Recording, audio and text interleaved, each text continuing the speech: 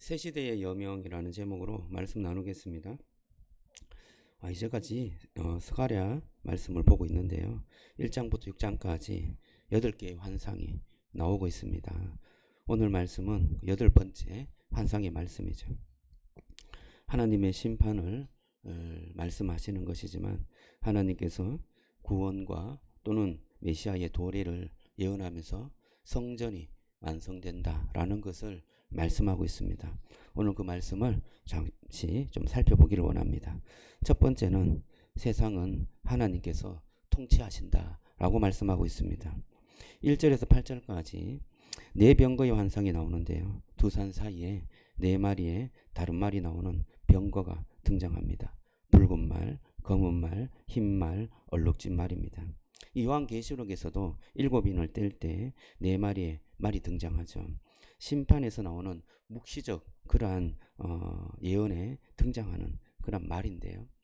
이 말은 어떤 의미가 있는 것이 분명합니다. 어떤 심판의 의미가 있는 것 같습니다. 그런데 오늘 말씀에 보면 5절에 이 네 병거는 하나님이 보내는 바람이다 라고 말하고 있습니다. 이들이 사방으로 하나님의 심판과 하나님의 뜻을 실현하기 위해서 보냄을 받은 천사들이다 라고 말씀하고 있죠.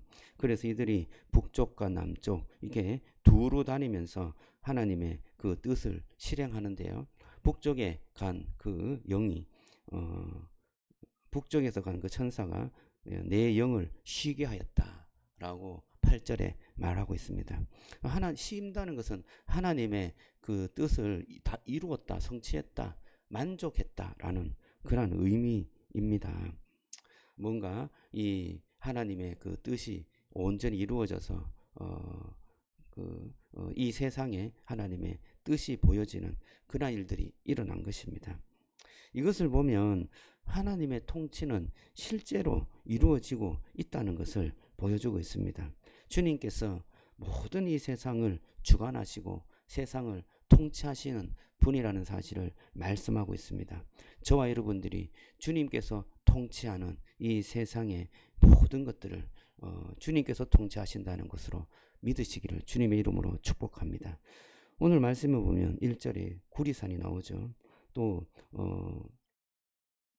이 네 마리의 말이 나와서 이 사방을 이렇게 다스립니다. 이런 여러 가지 증거들이 그리고 예언의 그 모습들이 우리에게 보여지는데 우리는 하나님의 통치 이것을 잘 깨닫지 못하는 것이 사실입니다.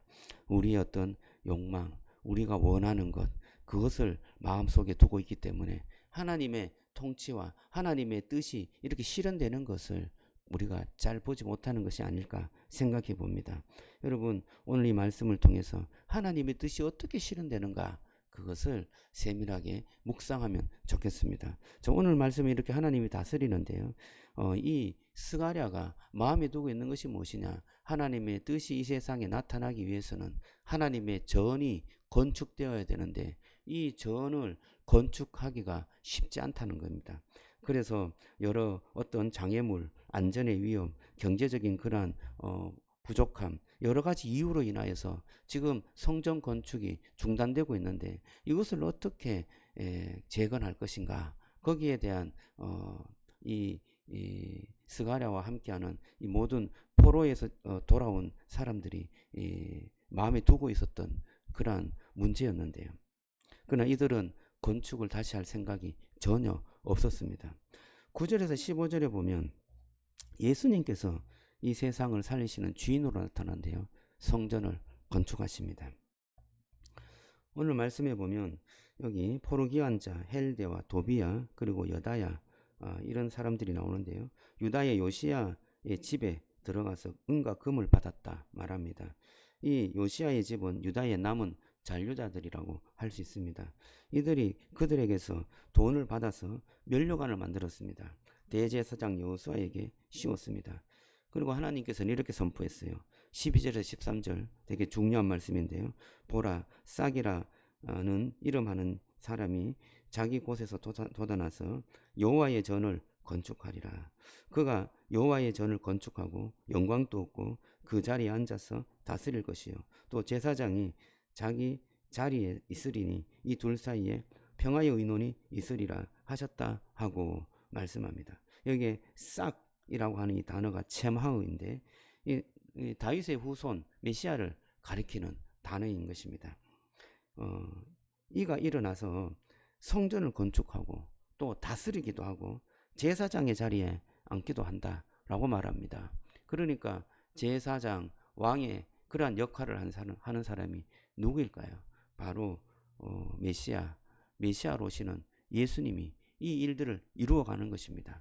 주님께서는 죽었다가 3일 만에 부활함으로 기존에 있는 건물의 성전이 아니라 하나님께서 영원히 무너지지 아니하는 그러한 성전을 세우셨습니다. 주님께서 성전을 세우셨지만 주님께서는 우리를 향하여서 너희가 성전이다 라고 말씀하셨습니다. 고린도전서 6장 19절은 이렇게 말하죠. 너희 몸은 너희가 하나님께로부터 받은 바 너희 가운데 계신 성령의 전인 줄 알지 못하느냐. 너희는 너희 자신의 것이 아니라 값으로 산 것이 되었으니 그런즉 너희 몸으로 하나님께 영광을 돌리라 말씀합니다. 주님께서는 우리 자신을 하나님의 전이라고 하고 교회를 통하여서 하나님의 전이 완성되었다라고 말씀하고 있습니다.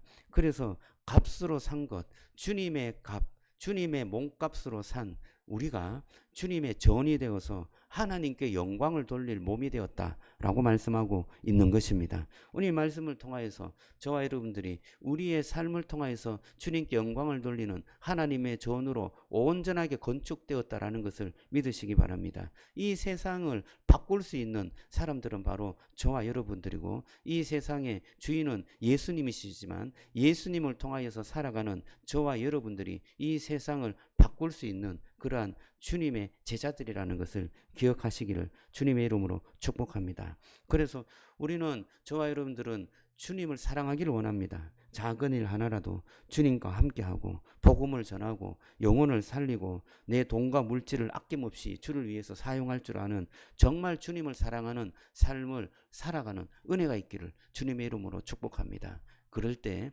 정말 거룩하게 지어진 그 성전이 정말 이 세상에 정말 영광스럽게 드러나서 하나님의 영광을 드러낼 줄로 믿습니다. 기도하겠습니다. 하나님 감사합니다. 오늘 주의 말씀을 마음에 새깁니다. 정말 스가랴를 통하여서 주께서 건축하고자 하시는 그 성전이 정말 주님께서 건축하여 주신다는 이 예언의 말씀, 이 예언의 말씀을 우리가 신뢰하고 믿습니다. 이 예언은 주님께서 오심으로 완전하게 이루어졌는데 이 예언이 결국에는 우리를 통하여서 이루어짐을 또 믿습니다. 하나님, 정말 우리가 성전인 것을 믿고 주님께서 거하시는 전인 줄 믿고 주님 앞에 거룩하고 영광스럽게 사용되어질 수 있도록 축복해 주시옵소서. 예수님 이름으로 기도드리옵나이다. 아멘.